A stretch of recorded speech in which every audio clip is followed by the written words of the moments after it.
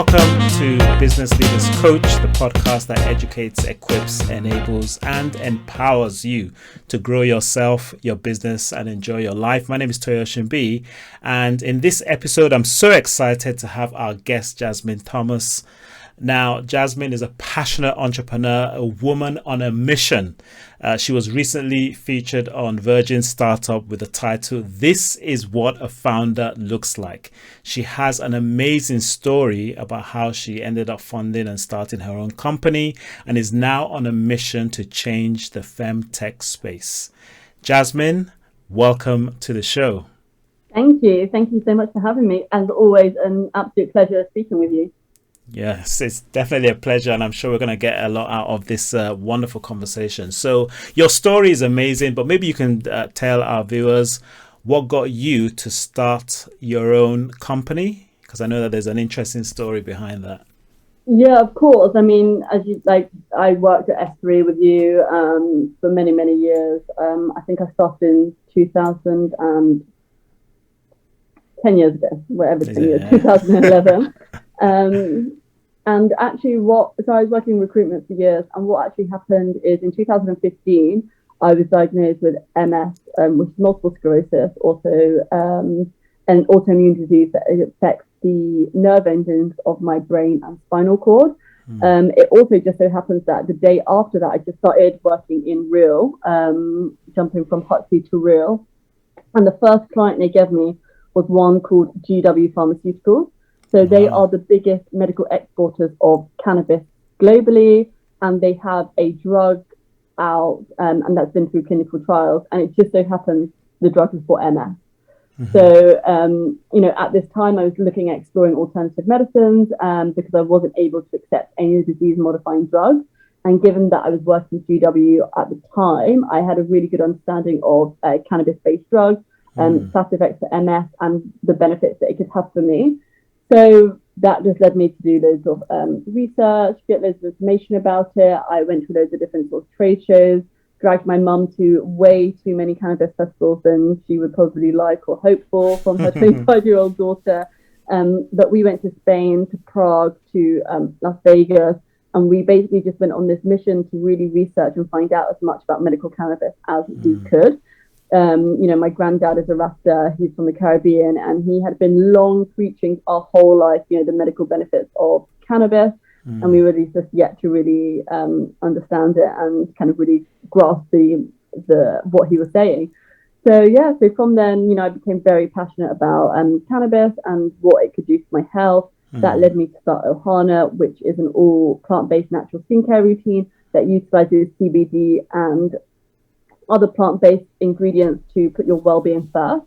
And then from that, really building up a community of people that would potentially need CBD, would want to use CBD, and could be living off the benefits. Our main audience has always been towards women because that's just part of my passion. Even at S3, doing women in tech and women in finance, I would always be part of the roundtables and supporting them from a recruitment perspective. And then that's really evolved now into what I see from my community and a reflection of what's needed. It is, the support and the continuing empowerment and uplifting of the community of women with their health. More specifically, my niche is looking at women with autoimmune diseases.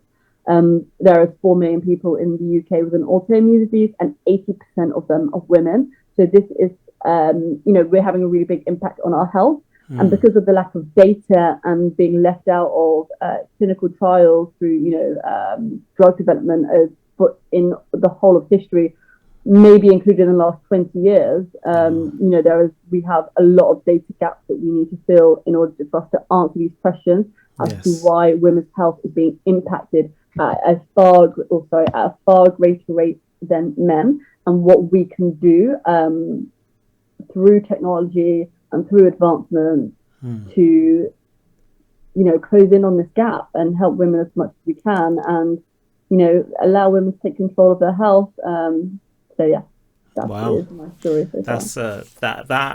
That is amazing. There are lots of things there that So first of all, I'm guessing that not everybody is familiar or well educated, because I know that we had this conversation right at the beginning. I do remember that this cannabis thing.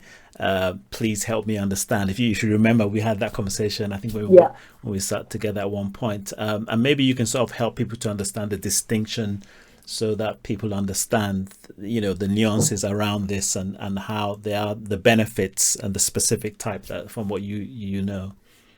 Yeah. So, I mean, what I use now, what I use in my product is CBD. It is the second most abundant cannabinoid or like chemical compound found in the cannabis and hemp plant.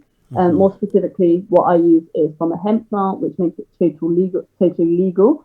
It doesn't have any of the psychotropic effects in that, say, THC would, which people would maybe use for recreational reasons or to get high.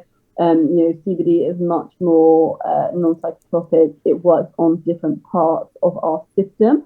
We are all born with an endocannabinoid system, though, which is like an immune system. It's something that exists within us.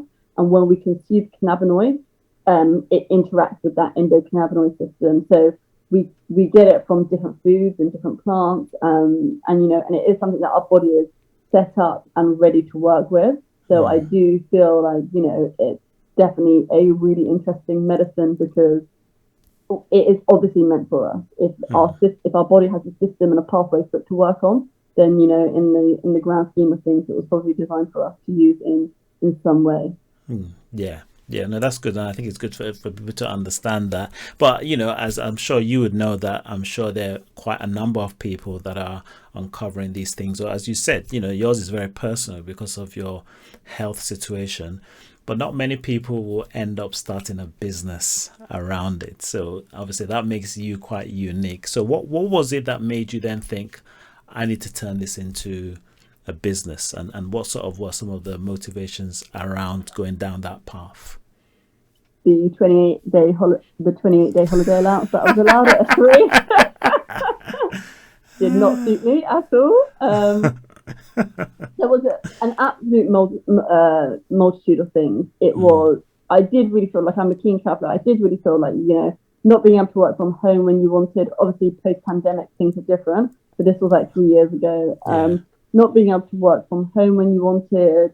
There's kind of like a structure and order that you have to kind of like abide by. And I felt that limited me in some ways as well, because it's a bit different and difficult. And I think that, I just kind of feel like those sort of things were quite challenging and not something that I necessarily enjoy. In that situation, or in my last role, I could not be, ultimately it cracked down to be, I could not be my authentic self. I felt that I had to behave in a certain way, talk a certain way, be a certain way, and that was not good for my health. And that was not good for me as a person, and didn't sit comfortably with me. So ultimately, I wanted to do something. Like, I wanted to sit down and speak about cannabis all day, and and that's not really that great. So I wanted to be able to be my authentic self. That's what I would say is the ultimate reason as to what led me to be a founder, because there's no better way of being able to just be who you want to be when you work for yourself. Yeah.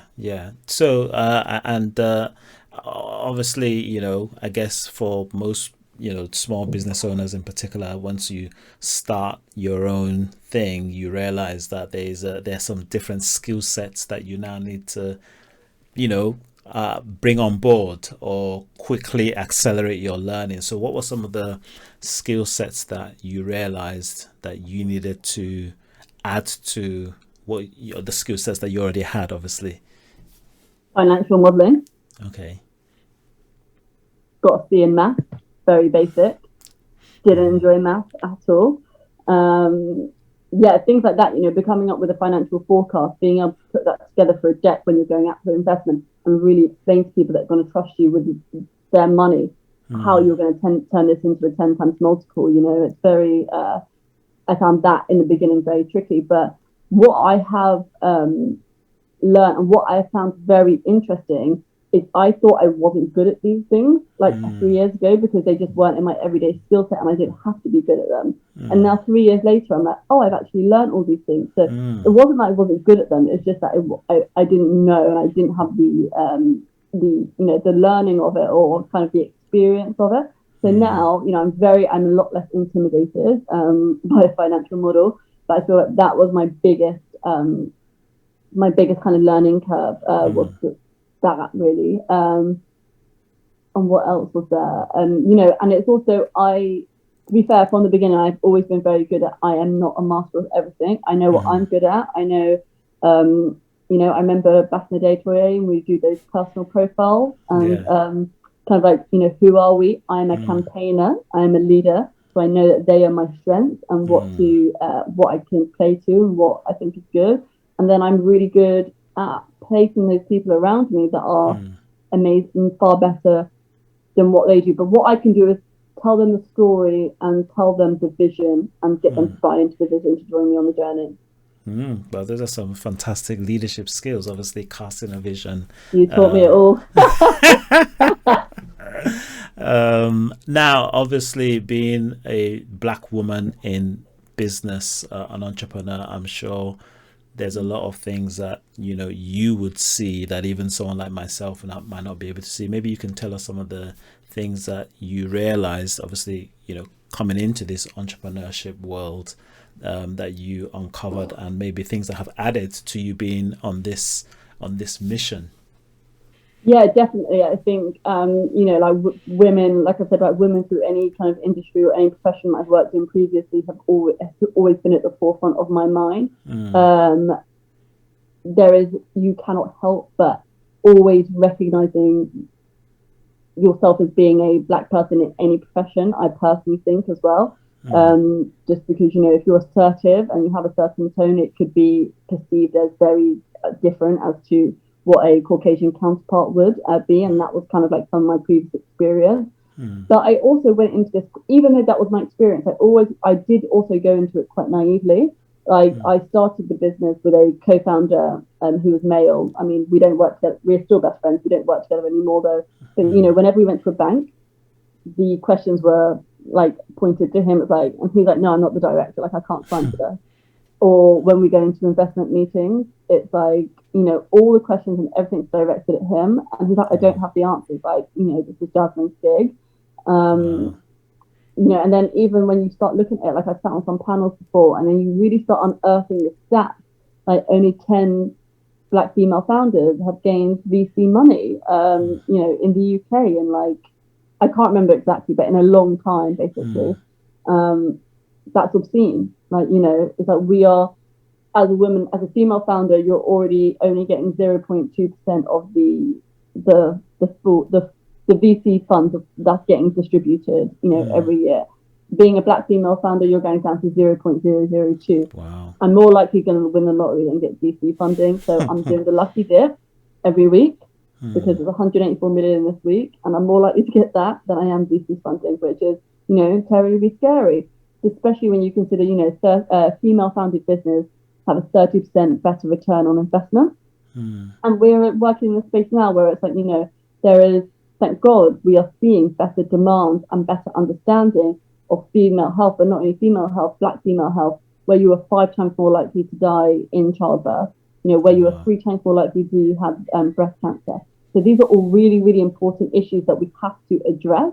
And, I'm still very hopeful that cash flow and money will be, funneled into this space to overcome these sort of things. So I think that's kind of like my experience as well as being a Black female founder, and then just really uncovering these kind of things as I go on, going into it quite naively, learning a lot, and then making sure my learns don't deter me in any way and don't don't allow me to think that as a barrier of entry. Yeah, I mean, so obviously your mindset has maybe helped you to push you through that. But I mean, do you have an idea? I mean, it's kind of like a generic question to ask, but I think it's important. What are your thoughts in terms of why you think that these stats that you've just given are the case? So any reasons? I mean, it's like, women alone have been left out of the conversation. So then when you're taking away, like, you've already got a really, really small pool. I don't think, I think it's like a confidence thing as well. I think, if you know those stats, you're going to be like, okay, I'm going to bootstrap and I'm going to try and fund it myself and I'm going to do this myself, because one, you may not have the confidence. So you think, if it's only happening to 10 other women out there, why am I going to be the 11th or 12th? But, I think that's a really hard stat to go against. It's the, there's so many kind of like social and economic contributions that go into it. It's, friends and family rounds being really popular. And, if that person or if a certain sort of like, peer group doesn't have the funds, I think there's loads of different things that come into it. There was a really interesting study actually done by a guy from this DC called 1010, and he spoke to 150 Black founders from the UK, and then it really, really pulled up some of the reasons why. I would refer back to that for better reasoning, but kind of like just from a high level point of view from my experience so far, I would say those are the reasons as to why. But I think it's like, we have just many, many barriers of entry. And I think it's deterring when you have so many barriers of entry, because like, you've got to work twice as hard, twice as fast, and be 10 steps ahead of the game, while you are already probably having more, it's more kind of, I don't know how to describe it, where you have other emotionally exhausting things around you. Like in the last year, we've had since George Floyd and BLM, it's been exhausting to be a Black founder, and it's just, it's been exhausting to be in the Black community. So you have that stress on top of everything else. It's like, it's a lot. And so obviously you're still pushing forward. So where do you get your confidence from? Because earlier on you talked about, with the finance thing, for instance, you said that you realized that you didn't have to be intimidated. So where do you think you get your confidence from? Do you know what? I think it's from my family. It's from my parents. I think my parents are just very confident people, and they were always, very strong, very opinionated.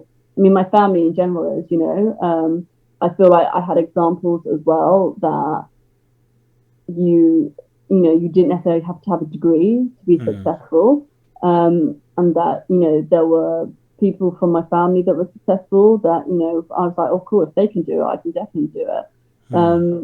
I do think it's a really interesting thing about right time and right place, and kind of like, always kind of going back to the Outliers book of, is this just innate or is it right time and place? And, kind of like wanted to challenge that thought process as well. And I'm basically like, when I think about that sort of thing, it's mostly like competitive with myself. But I think definitely my parents really, and my family is where I get my confidence from. And I think that's probably been part of my problem as well. Like, and another contributing reason why I became an entrepreneur, because, you sit in a ranking level within an organization. So you can't be sitting down here and have the confidence of this person up there, because that doesn't really work. Yeah. And I feel like that is a struggle that I've probably had for many years of my life. So it seemed like you had the... You've seen the example, so you've seen it firsthand. But it's interesting because one of the sort of principles that I always teach is that a lot of things are caught, not taught. And it's interesting you just talked about your parents role modeling things, and those are things that sometimes they're hard to teach, but people around you catch certain things, which is amazing. But yeah, I mean, let's now talk about this sort of the mission that you're now on, femtech. So give us some insight into why and why now.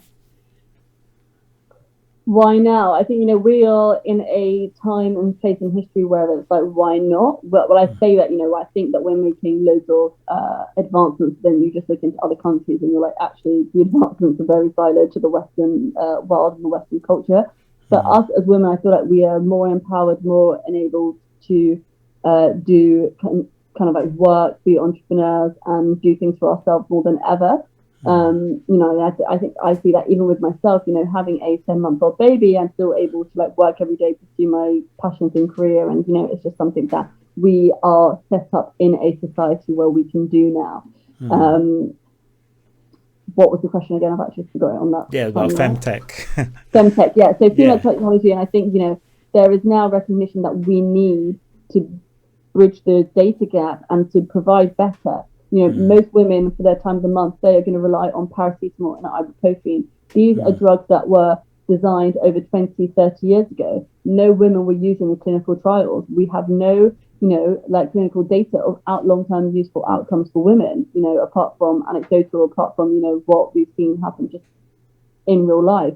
We'll see it as lately as the COVID vaccine, the changes in the menstruation cycle that it caused for women was not considered as a side effect. Could you imagine if that was affecting something of a man, that it would obviously be, seen as a side effect? So I feel like, we have the confidence and we have the people and we're getting into better positions within the professional industry of science and STEM to be able to actually have our voices heard and be able to kind of like take up space. So I feel like that's really what's happening. Is we're able to take up more space now. And I think, it's been developing over the last couple of years, since maybe like 2016. And we've seen a lot of the low-hanging fruits being taken. So fertility, pregnancy, menopause, period care. We've seen these 4 areas and 4 pillars really be kind of like built up and to really add value to like women's lives. I kind of like was doing cycle tracking to get pregnant, to be able to work out when I was ovulating. And I've been using that since maybe I was like 27. My 12-year-old niece uses that. And I think, that's so empowering for her because I'm like, she will know her body inside out by the time she's 20, 21, which is not something that I had the fortune of having or doing, So I think that these are things that we're learning a lot later in life now. So I think that we are in just a very, very good place in history to be able to kind of like do this. So we've really seen the low-hanging fruits make very good advancements. For me now is looking at, they're not the only 4 pillars of women's health. We have hormone health. There should be miscarriage care. We have, we're suffering from chronic conditions far greater than our male counterparts. What can we do to really uplift women's health and empower women's health in those areas? And I think it needs to be more tailored. I think we are so fortunate in this country to have the NHS. I have like family who are living in America or Africa right now, which don't have access to it. And it's like, they want to have a scan because they're pregnant and they can't get access to it because their health insurance is saying no, or, it's too expensive and stuff. So I would just like to start to say, like, I'm so fortunate of that. But at the same time, it is not a tailored approach. So we need to be looking at how we can tailor this approach and more preventative care for women as well. So we don't get lost in like, the generic NHS system, which to be honest was my experience. With being diagnosed with MS, speaking to my neurologist and saying, okay, I would like to look at gut health or leaky gut syndrome, or, let's try and get to the root cause of this. And they're saying, we just don't do this. We have 5 drugs available, choose one. And that's as far as it went, where actually I then had to go do a load of research, find my own health practitioners. And if I had a platform to provide that for me at the time, it would have been a lot easier. I would have had earlier intervention, and who knows, potentially I have a really good outcome anyway because I'm relatively healthy, but could have been an even better outcome. Yeah. Okay. So so out of this, what's the next sort of? Obviously, what you're talking about is really important. So, what do you foresee? Is this something that you're actually kicking something off for yourself in terms of? Are you starting something to as part of the solution to this, or are you gathering a community? What's sort of your plan around how to take this mission forward? So at the moment, I mean, it doesn't have a name yet, so we'll call it Ohana, because it's going to come under the umbrella of Ohana. But we are building a platform that streamlines the way in which you report symptoms to allow for early intervention of medical care to improve the long-term outcome. So that is ultimately what we're doing. So, and also because of telehealth at the moment and all of our, all of our appointments going online with our GP, If we are able to track our symptoms, take photos, and then share that with our chosen health practitioner, then that is going to be a lot more effective. From my doctors I speak to, they say someone comes in and they're like, oh, my chest hurts, and they're grabbing up here, when it's like, well, actually, no, that's not your chest. That's like, could be your throat, your thyroid, your shoulder, like kind of like, any area up here where there's a lot of confusion. So if we can provide a platform in which ways people can efficiently track their symptoms and as correctly as possible, then that's going to help. I think we need to build a community as well. What I really found through my experience is people need a community. When you're pregnant, you need other pregnant people to be like, is this normal? When you've had a child, my child like crawled off the bed. Is that normal? Yes, it absolutely happens to everyone. So it's also building that community, and then also having some health practitioners there with different interests. So if I could have gone to a doctor, say, for example, who had an interest in gut health and gut microbiome, in looking at how that can literally, or the link between gut-brain axis, for example, which is really popular these days, and our gut is our second brain, and we're seeing more and more data. But 5 years ago, when I was interested in it, I looked at it, it wasn't something that was possible. But if I could choose through like a monthly payment fee to get some sort of like tailored approach, and that would really help as well. So it's like a three-pronged approach. That's what we're doing at the moment. And it also allows people with autoimmune disease to get access to some sort of private healthcare or more tailored approach, because it's very hard for people. Like for me, for example, I can't get private healthcare because I've got MS. So, it makes it quite difficult. So that's kind of what we are looking to do. Okay. So the people that you would want to contact you on this will be medical professionals, as well as any other type of sort of groups from what you just mentioned? Yeah, I mean, from the feedback we've had so far, and like the kind of people that message me, it's really interesting and really validating to hear those stories, to hear, that it takes 7 years to get an endometriosis diagnosis on average. What's been your experience, and that what can we do from a tech perspective to improve or streamline the timeline from first symptom to diagnosis for you, and from a healthcare perspective, from a GP perspective, what can we do to make their life easier? They have a really, really hard time. They're understaffed, they're underpaid, they have constraints of the NHS that they need to abide by. What can we do to make their life easier? And I suppose that's what we really want as well. If we're making their life easier, then they're having a better all-round experience, and hopefully that's also reflected on the end patient as well. Yeah. Brilliant. So we'll definitely make sure that your details are in the show notes, so that if people want to contact you to join in, as you said, building this community, that they can do that. Obviously, Business Leaders Coach is all about helping small, medium-sized businesses to follow their passion, similar to what you've said, to build something that will grow, help them grow, but also impact their customers. Any input in terms of, that you would give to leaders who are running their small, medium-sized business, especially in this 21st century, post this pandemic? What are some tips that maybe you want to share? I think my kind of favorite thinking or thought process is just don't have limiting beliefs. I think, that's something that I've had to work really hard on over the last couple of years. And as confidently, outwards as that I speak and stuff, of course I have some imposter syndrome sometimes and some limiting beliefs. But I think overcoming them is really a good thing to do, because it kind of just, you will just do things that you wouldn't necessarily do, or you don't feel restricted in any way. So I think not to have limiting beliefs really helps. Also, just from the way you speak, from the way you present yourself. If you're presenting yourself as people are going to buy into that no matter what. Are you smiling? If you agree with me? No, I agree with you. I agree. I agree, because I think even you were telling me the other day about a pitch you did, and how you got the attention very quickly. Maybe you want to share something. Yeah. My deck was crap. I literally done my deck an hour before, and it was because I spoke confidently and I spoke so passionately that was recognised, and I was able to win that. And I think that comes through just so much. And I was reminded that again on the weekend when I was speaking to someone about this idea, and they were doing something separate, and they were like, "Oh yeah, I kind of gave up. So I just didn't really think it was the limiting belief was really coming through." And I thought, no, you could have done that. You could have definitely done that. But yeah, you just kind of have to be your biggest fan. Absolutely.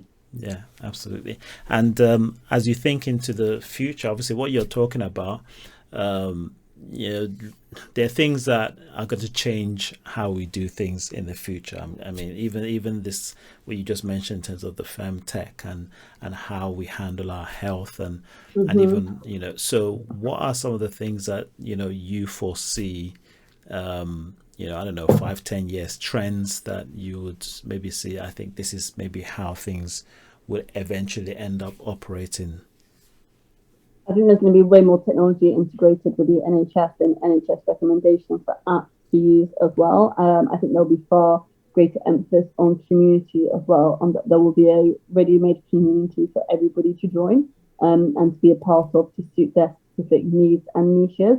And I also think that we are, from a medical perspective, will see a greater understanding of things like gut health, of plant-based medicine. So we're looking at cannabis and CBD, but also psychedelics as well. We're seeing, I can never say the word, is psilocybin or something like that, but like mushroom health. And we're seeing people overcome depression, anxiety, many kind of different health implications. And I think it will be way more tailored. We are all very, very individual. MS affects no two people the same. It's all very, very separate. So if we are able to, design our kind of like our plan to ourselves, then it will be a lot more effective. And look at preventative measures as well. We're seeing a lot of startups coming up within the preventative space. So there are some things that we are doing, whether it's that through our personal body care, through the products that we're using, through having hormone disruptors interacting with our body and our hormones. There's something we're doing that is kicking off a chain reaction that is causing these autoimmune diseases and these illnesses. There's a reason why, there's something in our lifestyle or our diet that, breast cancers are far greater in the UK than they are in Southeast Asia or something like that. So it's really looking at these things and looking at how we can prevent them. I think they're the biggest trends and what we will see most notably over the next 5 to 10 years. Wow.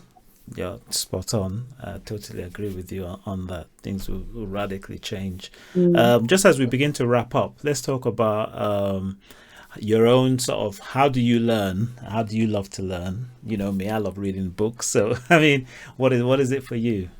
I remember doing this in a session with you as well. Before, I am an audio learner. That's how I know I am an audio learner. I just love to watch. I can watch a documentary or watch a panel or watch something, and that is how I learn.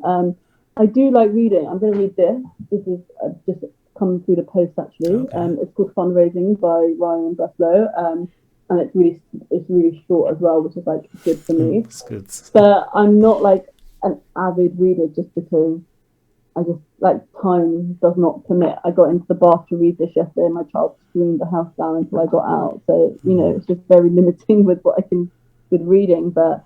Apart from my kind of like my news reading in the morning, but I'm definitely an audio reader, yeah. And I like interacting and learning from other people, like having conversations. So for me, like if you're doing something on the board and kind of going through different ways in which to sell to someone, I'm going to be listening to that. If you're going to give me a book and ask me to go and read it, I'm not going to find it as engaging. These are the sort of things that I came out well with. I know my personality traits. I know that I'm a campaigner. I know that I'm an audio learner. So these are the sort of things that you taught me that I carry with me. No, brilliant. Evidently, I haven't forgotten. Excellent. Wow. Well, Jasmin, it's really been a pleasure having you on the show and sharing your wisdom, your passion. I think everybody listening to this or watching this will know that your passion comes through, and I think this is just the beginning of the impact that you're going to have on this landscape in terms of these areas that you've talked about, which are pivotal and they're really important. Any last words for our audience in terms of things that you want them to take away to know about you, or how they can contact you, or anything like that? We can put my Instagram and my website on the link on the post this as well. But really and truly, I would just like to say thank you to you. Like, obviously, as you can tell, when you're asking me these questions and you're like, what kind of personality are you? How do you learn? These are all ways in which that I've learned through doing sessions with you over the last couple of years. And I feel like, having somebody like that in my kind of like professional life has always really helped.